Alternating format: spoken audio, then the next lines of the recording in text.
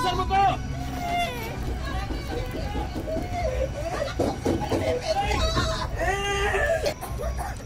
Ay, Eric! Ay, anong nangyayari? Eric, sinasampong na naman! Ay, nagsulok-sulok! Sandali lang. Eric? Eric, si Teacher Helen to. Anong nangyayari? Bakit mo yung ginagawa? Andito lang si Teacher. Bilis! Kunin mo yung parang gising sa baba! Susunod si Eric! Saan mo? Sige na, buksan mo na yung pinto. Baka masunog ka dyan eh. Oo eh, baka masaktan ka. Ay, Teacher, na masaktan ka. Eric.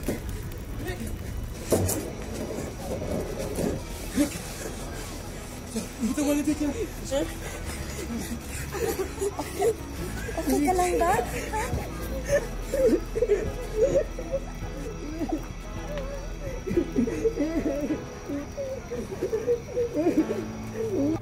Pasensya ka na. Alam mo naman na ikaw lang ang pinapakinggan ng batang yun.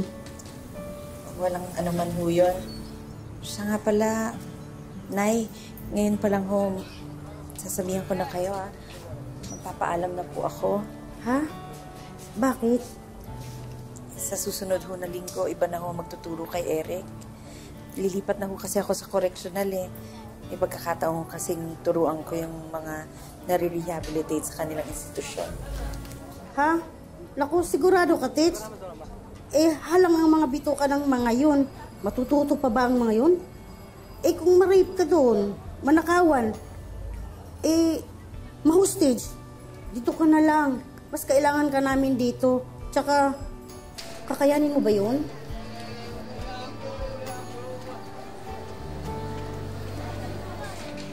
Isa raw sa namumukod-tanging katangian ng SPED teacher na si Teacher Helen ay ang kanyang abilidad na kunin ang tiwala ng kanyang mga estudyanteng may special needs. Ngunit ang mundong ito na kanyang nakasanayan na magbabago nang tanggapin niya ang hamon na magturo sa bilangguan. Ito na kaya ang pinakamatinding leksyon na kanyang haharapin? Saksihan po natin ang paghihirap na pagdaraanan ni Teacher Helen sa loob ng piitan. Ako po si Vicky Morales at ito po ang Wish Ko Lang.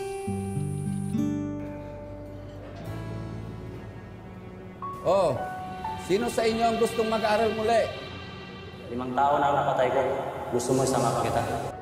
Nandito si Teacher Helen. 3 na ang nag-aasa. Pwede ka pang pang-apat. Ma'am, huwag po kayong mag-alala. Kasama niyo po ako.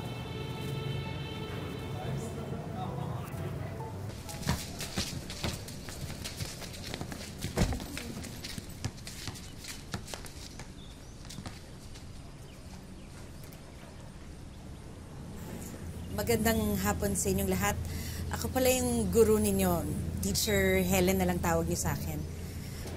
Gusto ko sana kasing makilala kayong mas mabuti. Sinong gustong magsimulang magpakilala?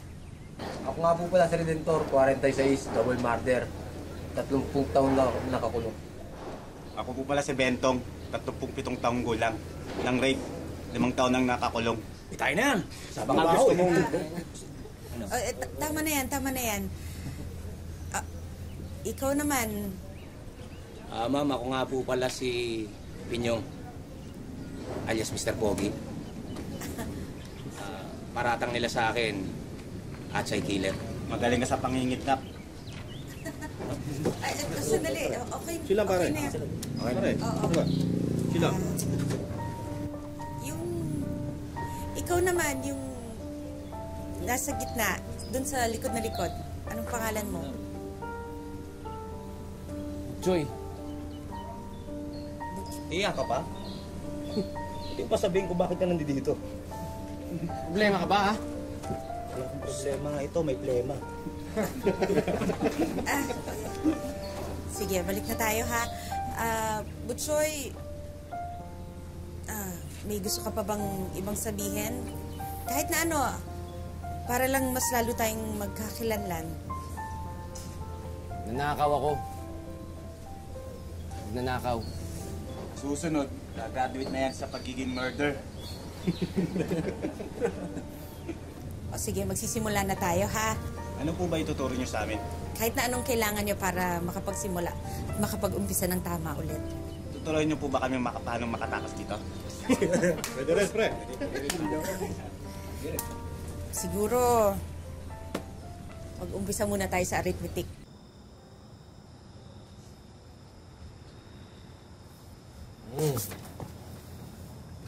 Ikaw naman kasi, kinuha-kuha mo pa yung assignment na yan. Yan, tuloy. Hanggang dito sa bahay, dinadala mo yung mga problema sa trabaho. Pag-aawayan pa natin to. Diba? Tapos na yun. Sinabi ko na naman sa iyo yung mga issue ko, kaya ko tinanggap tong assignment na to eh. Naniniwala kasi ako na sila rin may karapatan silang matuto. Makapagtapos. Eh, teka lang. Saan nga ba tayo nagkakilala ulit?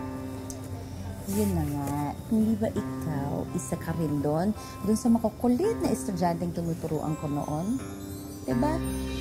Eh, katulad nila, karapatan din nila yung maabot yung naabot mo. Diba? Sino sa inyo dito ang magaling sa arithmetic? Taas nga kamay? O sige, ganito na lang. Meron kayong 15 pesos. Dadagdagan ko yun ng 20. Magkano na pera nyo?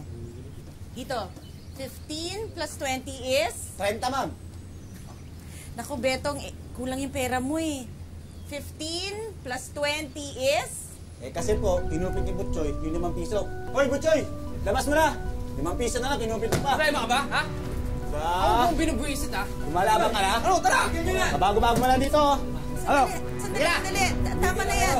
Sige, ano? Sandali lang. Tama na yan. Sige na, magsiupo na kayo. Sige, kung hindi muna tayo mag-arithmetic, iba na lang ang pag-aralan natin. Ha? Salamat. Yes, ulitin ha.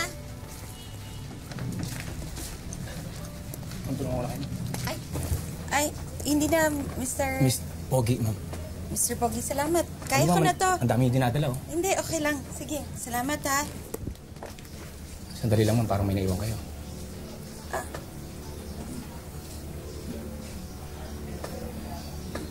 Ang alam niyo, kahit matanda na kayo,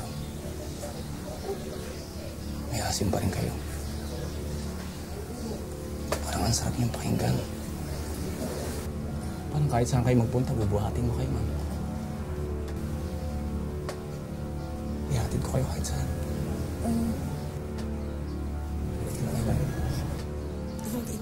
Hoy! Ang ginagawa mo, ha? Ang ginagawa mo? Gusto kang susildo mo! Basta doon! Okay lang, ma'am. Pasensya na po, ha? Ako na pong bahala doon.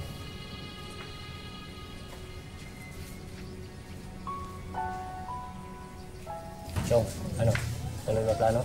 Baka naman oras ka na kayo dito. Olats? Ay, ma'am. Nakita yung tingin sa akin ni ma'am. Napakalagkit. Panalong-panalo. Olats. Isa pa may plano ba akong di natuloy? Pauhulugin ko lang ang loob niya. Hulog na loob niya sa akin. Doon tayo atake. Kosa, tatlo kami mamaya.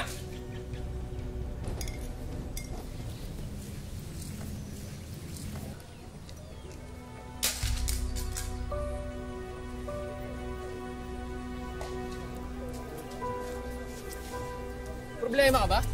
Ikaw, ano problema mo? Hindi, nambapastos ka eh. Ano mangyari, ha? Ano? Tara, suntukan na lang! Anong suntukan? Tatayan na lang! Oh, 5 sigarilyo. Tapos na ako 5 sigarilyo, dito ako sa isa. Dalawa sa'yo. Oh, sige. Yabot mo na. Kosa, tatlo sa'yo, ha?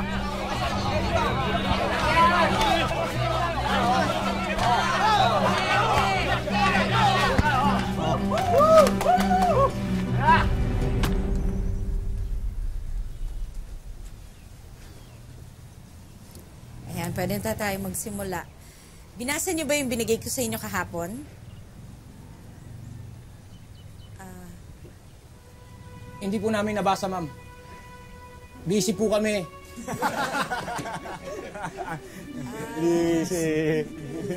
Sige, iba na lang pag-usapan natin. Parang kulang kayo ng isa. Asan si Butchoy? Pinarusahan po. Pinarusahan? Bakit? Ayusin mo yan, ha? Gusto ko nakikita ko ang pagmumukha ko sa mga talis na yan, ha? Ayusin mo, ha? Masyado kang maangas, eh. Butchoy?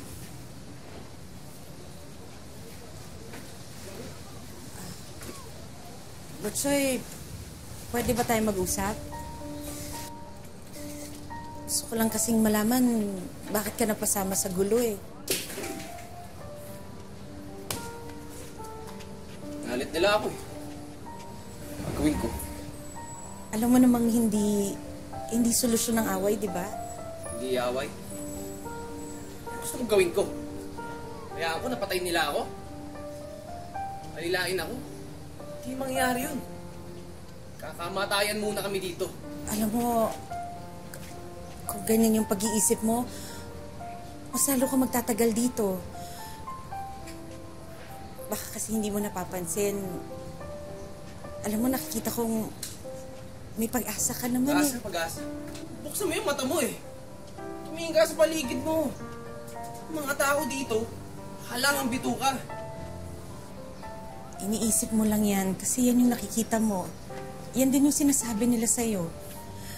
Pero kapag binuksan mo yung puso mo, magiging malaya ka. Madaling... Hindi. Turingan ka pa namang teacher, pero puro kasinungalingan pinagsasabi mo. Ha?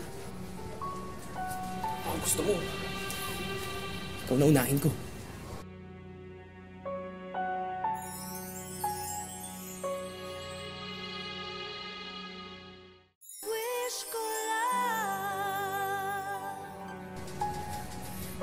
Kayo ko sa lahat, yung makulit eh. Butchoy, hindi lahat nadadaan sa dahas. Dito, lahat nagtatapos sa dahas. Ha? Butchoy, akin na yan. Huwag mong hayaang galit ang magpairal sa'yo. Hindi galit. Ha? Ano ba kung ano nangyayari sa akin?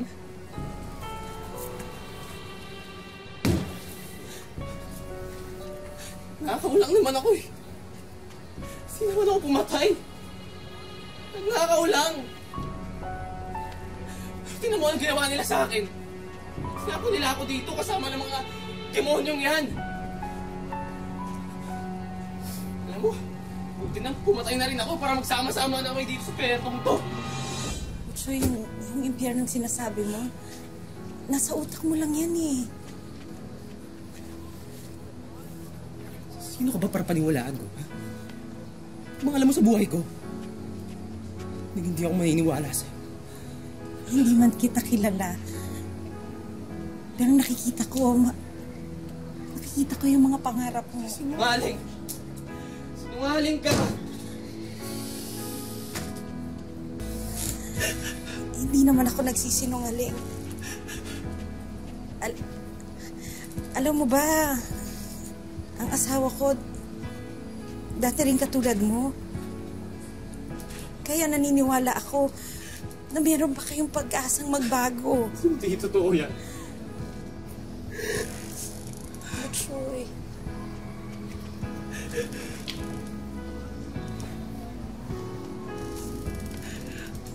Ayoko nang maniwala sa inyong lahat. Alam nyo, iisa lang naman tingin nyo sa akin eh.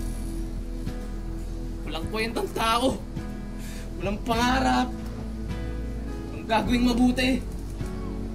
Tama na, pagod na ako. Hindi naman totoo yun eh. Ikaw ba yun? Yun ba tingin mo sa sarili mo? Walang kwentang tao. Di ko alam.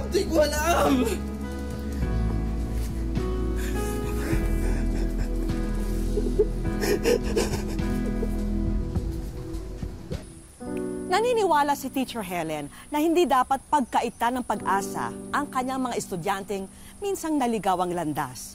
At isa na rito ang bagitong si Butchoy, na bagamat puno ng galit at puot ang puso, pilit pa rin siyang ginagabayan ni Teacher Helen upang muling mahanap niya ang tamang daan. Pangalawang klase natin gagawin yung pagpaplano natin. Chong, sigurado ka ba makakatakas tayo sa balak mo? Nagawa na nga yun, di ba? Di ba nakatakas naman sila? Kasama nila yung mga bola. Pero napatay sila, di ba? Hindi ba naman mga tanga? Foreigner yung no-state nila. Kaya dadali natin yung teacher na to. Hindi na tayo. Balitaan ko bukas magkakaroon ng kulit sa kabilang dulo. Yung dalawang pangkat. Sa yung dalawang klase natin gagawin yung pagpupulong natin. Tingin. Problema ka?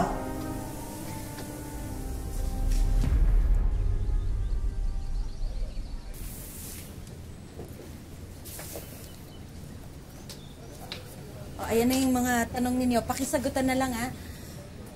Mayor, ay, pwede ho ba akong mag-CR lang? Kanina pa ho kasi ako ihingi eh. Sige, walang problema. Ako na ba? Salamat po. Sige.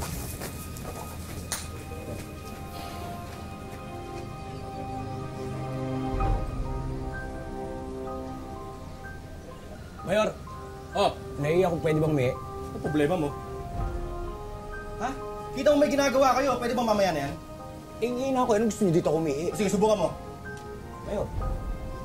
Sige, bilisan mo! Bilisan mo!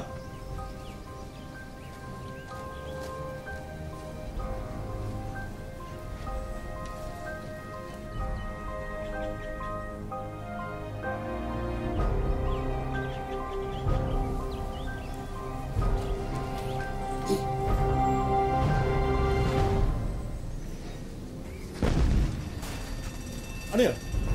May kaguluhan sa silda. Tapa! Bilang! Bilang isa! Bilang dalawa! Alisin niyo! Bilang 6, bilang 6, bilang 7, bilang 8, bilang 9, bilang 10. Labing isa! Huling bilang, sir! Mayor! Oh! Kulang na isa! Sino nakawala? Sino nakawala sa inyo? Ewan, malay namin sa'yo. Ikaw naman ang bantay dyan eh. Ano? Bastos ka!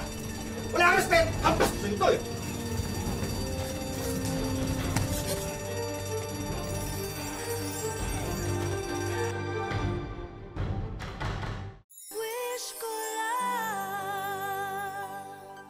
Nakuha man ni Teacher Helen ang tiwala ni Butchoy, ang iba pang preso kaya ay makuha rin niya ang loob. Lingid sa kanyang kaalaman, ang isa sa kanila'y matagal na siyang minamanmanan at balak siyang gamitin upang makatakas sa loob ng piitan. Sarili, kumaingat. Bakit? Buti, sandali, saan mo ako dadalhin? Akala ko ba? Saan ka maingat? Manig mo pala plano namin. Bigay mo sa akin si Ma'am. Ako nang bahala para makatakas na tayo. Sige na, kina. Hindi, kung tatakas ka, makas ka mag-isa, huwag mo dadamay si ma'am. Hindi mo rin, no? Eh, hindi ka pa nga tuloy. Pabalik-balik na ako rito. Kaya bigay mo sa akin si Ma'am. Akin na! Buwa mo. Matapang ka rin, no? Kumisanti ka rin pala. Alam mo, Butchoy, parang ako rin ikaw. Kaya lang, mas ginamit ko isip ko. Mas naging wais ako. Lulukuhin ka lang ng mga yan. Ano sa tingin mo, aalagaan ka nila? Kailangan lang nila ng pera. Kaya nandito yung mga yan para kumita lang sila ng pera. Ano pa kailan nila sa atin? Sa mga katulad natin. Ha? Na wala nang silbi sa mundo. Pag-isipan mo. Akin na! Akin na, bigyan mo sila!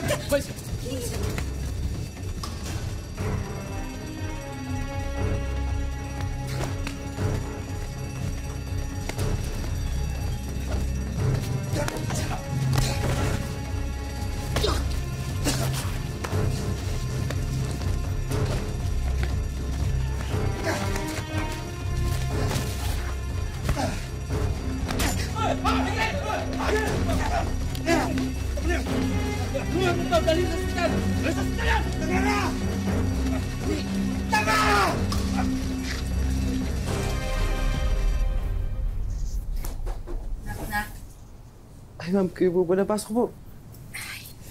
Po kayo. Kumusta ka na? Ito, butas-butas pa rin po.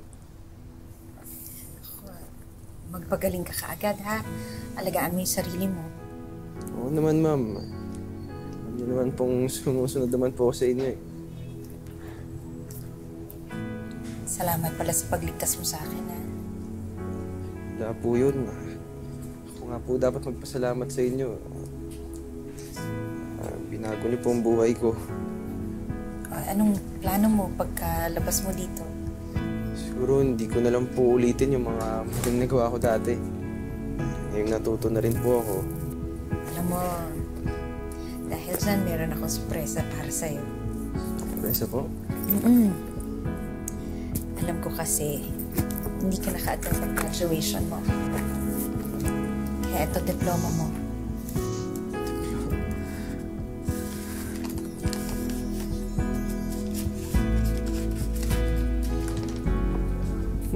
Maraming salamat po. Congratulations. High school graduate ka na. Thank you, Mama. Maraming salamat po. Sobrang laking tulong po sa akin ito. Nakagraduate na ng high school si Butchoy, habang si Teacher Helen nadestino naman sa iba uling paaralan.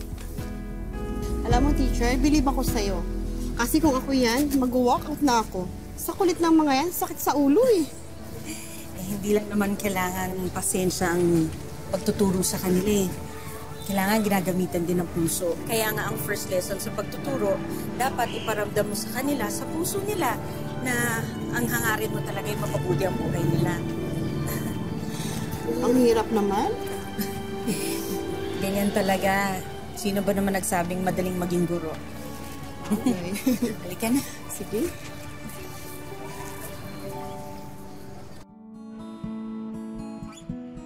Mula nang matapos ang programang edukasyon para sa mga preso noong 2012, nanatili rito sa Cotabato City si Teacher Helen.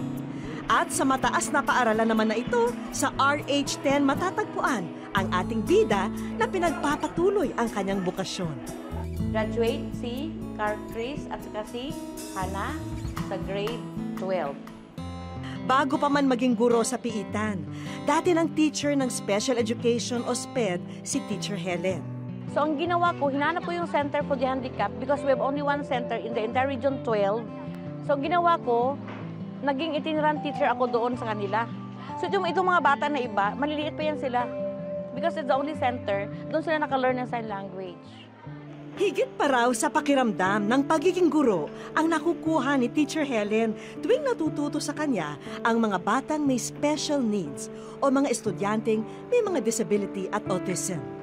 Iba na yung feeling. Yung para bang sobrang saya. No project at all, no.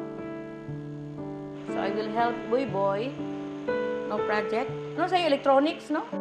Malapit sa puso ni Teacher Helen ang kapakanan ng mga special children dahil maging siya ay isang ina sa isang anak na may mild autism, si Hannah. Si Hannah ay 31 taong gulang ngayon at nag-aaral ng drafting sa grade 12. Accept mo lang na yan na talaga siya. Kung ano man ang purpose ni God, bakit ganyan siya. Dahil ako alam ko na, so yung proper intervention na lang ang binigay sa kanya. Higit sa 3 dekada na sa propesyon niya si Teacher Helen. Iba't ibang parangal na rin ang kanyang naani sa kanyang karera. Ang isang quality talaga ng teacher kasi pagturo, kailangan may puso eh.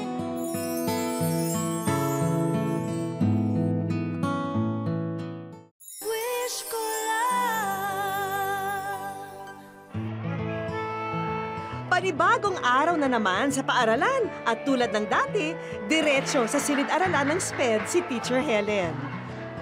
Prepare na sila. O ma'am, kayo naman ang mag-follow ng instruction sa pisara, ha? Panoorin mo ito, Teacher Helen. Ganon. Where did you get your TV? You brought it?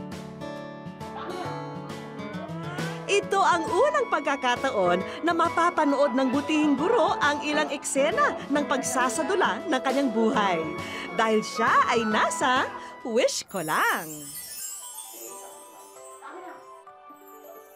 Hi, Helen! Welcome to to wish ko lang. Hanga kami sa iyong dedikasyon bilang guro sa ating mga kababayan dyan sa Cotabato. At bilang pasasalamat sa iyong pagbahagi ng inspirasyon at pag-asa, hatid namin ngayon ang ilang mga regalo na sana makatulong pa sa iyong bokasyon. Una na yan, itong bagong TV na magagamit mo para sa iyong pagtuturo ng mga estudyante mo sa special education. Ha? May iba pang mga sorpresa ang naghihintay sa iyo sa araw na ito. Maraming salamat ha, Teacher Helen. Sobra kayo! Ano ba yan? Wish ko lang pala yan! Oh my God! Actually, sabi ko, how can I reach that wish ko lang? Mula-mula pa noon, hindi ko in-expect na ganitong gift ni God sa akin ngayon. In my how many years of teaching the special children, gift of God. Wish ko lang. Thank you very much.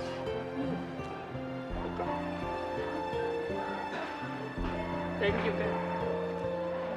Maging ang ilan sa mga estudyante ni Ma'am na antig sa sorpresa sa araw na to.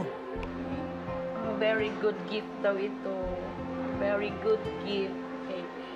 GMA is only an instrument. Huh? Parang instrument for giving us this. Because all these things come from God.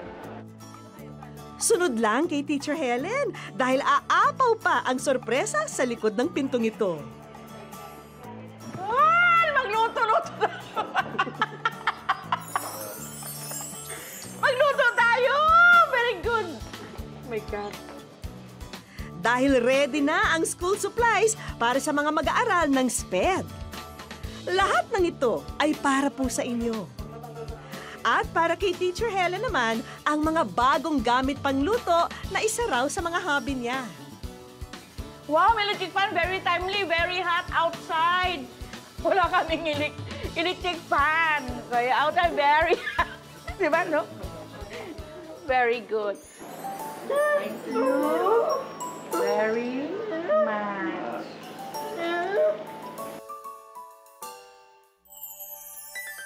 Madalas nakukulong ang ating isipan sa samot-saring karimlan sa tuwing tayo'y naiipit sa matitinding pagsubok.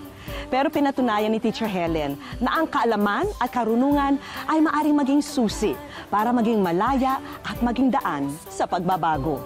Hanggang sa susunod na Sabado mga kapuso, ako po si Vicky Morales at ito po ang Wish Ko Lang.